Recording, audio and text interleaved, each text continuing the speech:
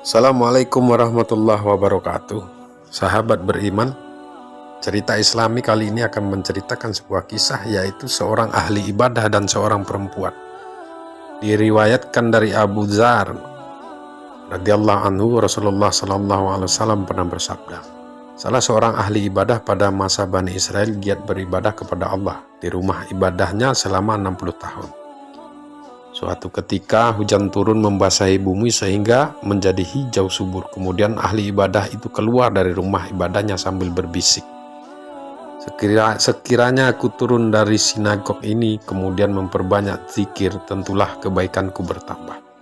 Lalu ia turun dari sinagognya dengan membawa 1 atau 2 potong roti. Ketika ia berjalan-jalan, tiba-tiba ia bertemu dengan seorang perempuan. Lalu dia mulai bercakap-cakap dengan perempuan tersebut. Si perempuan juga nampak asik ngobrol dengannya, sehingga tanpa diduga ahli ibadah itu tadi terlena dan berzina dengannya. Lelaki ahli ibadah itu pingsan, kemudian ia menceburkan diri ke sebuah danau untuk mandi.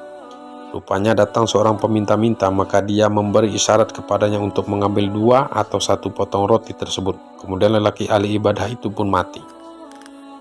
Selanjutnya, pahala amal ibadah yang dikerjakan selama 60 tahun itu ditimbang dengan dosa perbuatan zinanya. Ternyata dosa zinanya lebih berat. Kemudian 1 atau 2 potong roti tadi ditimbang dengan diletakkan pada amal kebaikan lelaki ahli ibadah tersebut. Hasilnya adalah lebih berat kebaikannya, maka dosa lelaki tersebut diampuni oleh Allah Subhanahu wa Ta'ala.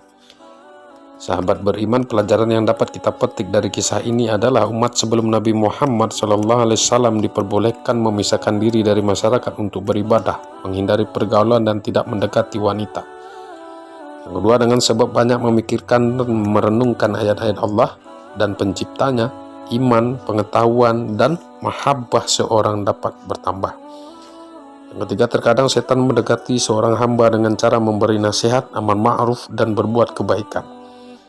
Yang keempat, bahaya perempuan penggoda lelaki, sesungguhnya ia adalah jerat-jerat setan.